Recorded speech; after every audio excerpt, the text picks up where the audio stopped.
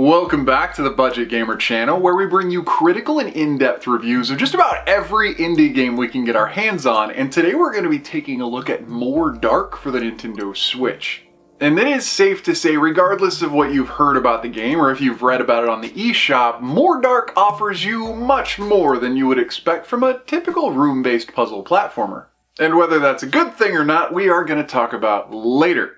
But moving on to the game's story, word on the street is that the King of Hell is out for a vacation and he's left his demonic daughter in charge to run the place. And as she's apparently much more concerned with lounging than laws, she sends off one of her minions to clean up the place after it's pretty much gone to the dogs. Playing as one of the minions of the Devil's Daughter, of course, you are left to clear up 60 different room-based levels and try and quash, if not squash, each of the souls that's trying to escape. And while there are power-ups to gain that will be absolutely fundamental to making it all the way to the end of the game, just like every other room-based platformer, there's pretty much one fundamental motivation, and that is, find the exit. Early levels in More Dark are pretty simple. You literally just have to make it to the exit door and you've solved the problem. The further into the game you get though, you do encounter certain lost souls, and in order for that exit door to open, I'm assuming hell's on a lockdown, you'll have to Mario every single soul that you come across or those gates aren't going to open. As each one of the puzzle rooms is pretty small, it is difficult to make it more challenging by just squashing souls. And so as you might expect, as the levels progress, the level design gets a little more difficult. One of the first upgrades that you get after crushing one of the game's bosses, and yes, as a puzzle platformer this does have bosses, one of the first upgrades you'll get is the ability to drop bombs to blow up certain destructible tiles. And just like the other abilities in the game, whether it's jumping on a squishy slime or changing the gravity of the room, you'll have to use each one delicately, intricately, and effectively in order to deconstruct the puzzle room, crush all the lost souls, and make it to the end without dying. And as certain more seasoned platforming fans may have already guessed just by the pixel count of the game, yes, this is a one-touch death mechanic. So touching any spike in the game or anything that probably could hurt you at all, even in the slightest, even running into a completely harmless enemy soul, will send you immediately to your demise to start the entire puzzle over. Puzzles are pretty tricky though, and it is easy to get stuck in a tight spot, and so you can also reset the game at absolutely any point.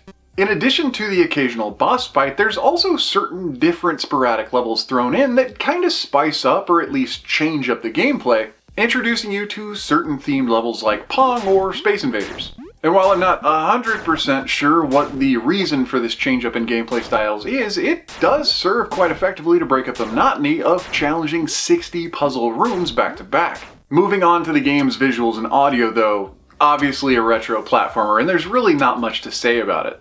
The color palette itself, though, does deserve a little bit of praise. The graphics are crisp, and the colors do bring in that dungeonous, demonic hellscape that you'd expect to be playing in as the rogue minion of the daughter of the King of Hell. Other than that, though, maybe they could have taken a little bit more time to further develop at least the main character and the bosses. And the game's soundtrack, while certainly suitable to a puzzle platformer, if you are locked into trying to play this for more than a few minutes at a time, might become a bit repetitious.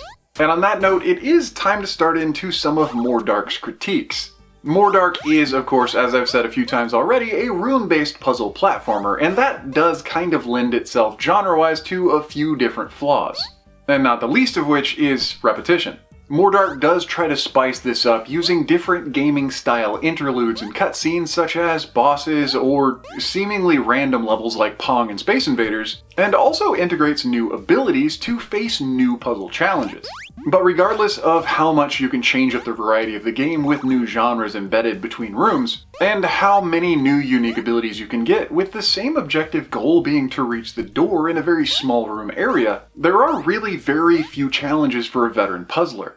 That's not to say you're going to finish the game immediately, because that does bring us to the game's next possible critique, and that is its control scheme. With a one-touch death mechanic, any false move, any breath of air in the wrong direction could potentially send you to start the entire puzzle over. And so in that sense, incredibly technical platformers such as Super Meat Boy or Celeste have really honed in the ability for game developers to make really tight and precise controls. And unfortunately, while the controls in More Dark are very simple, sometimes they don't feel particularly responsive. And that's not to say that the controls are floaty or inorganic or impossible to predict, but it's more a critique on how uber tight the platforming really has to be to not just send you to your doom. And so if you are a platforming fan but you do get frustrated at cheap deaths, then the incredibly diminished, short, quick jumps of the main character might cause you a bit of frustration. But that being said, every room is tiny and an immediate restart normally doesn't send you back very far at all. And so while a cheap death might feel like some undue punishment, there really is no real penalty. And as an honest critique, even if controls are bad, as long as they're consistent, you really can learn to play with them. And this brings us to the game's next critique that might just be a little bit more of player personality than an actual flaw in the game. More Dark does its best, possibly to break up the monotony of the game, or just to try and blend more genres. And while admirable, it does make the game almost seem somewhat randomized when other gaming styles are kind of thrown in with no real direction. Boss fights are a great addition to any game, but in More Dark they're so painfully simple that instead of being an additional challenge, they merely just seem to delay puzzling. The other gaming styles as well, with the Space Invader and Pong style gaming, don't really seem to have much of a tie to the game overall. But moving on, and toward the game's last and possibly most minuscule critique is actually the voice work for the Devil's Daughter. The Daughter of the Overlord pretty much gives you your base motivation at the beginning of the game, and then pops in sporadically to narrate certain bits. But it's some strange, semi-garbled computer-generated voice that is just so incredibly off-putting. I'm not really sure why someone would have made that choice. But again, this is incredibly minor, bordering on nitpicky, but it is something that did profoundly impact the quality of the gaming experience. And so to wrap up the review of More Dark, as a total experience, looking at the game as a whole, it is only a couple of dollars. And if you are a super huge fan of room-based puzzle platformers, it might be something you're interested in. Otherwise, I'd have to say there are a lot of other contenders at the same price point, especially when considering the massive breadth of the indie market on the Switch's eShop. But anyway, that does about wrap up the review of More Dark now on the Nintendo Switch, so if you enjoyed the review, or especially if you found it helpful, feel free to throw us a like or a comment to show your support, and don't forget to click that little bell icon when you subscribe to stay updated with the latest content. Because there are new and unique indie games coming out literally every single day, and whether it's an easy hard pass like, honestly, some of the ones out there, or it's an absolutely unforgettable gem, chances are if it's on the Switch, you're going to find out about it right here. But anyway, this has been The Budget Gamer, so as always, thanks for watching.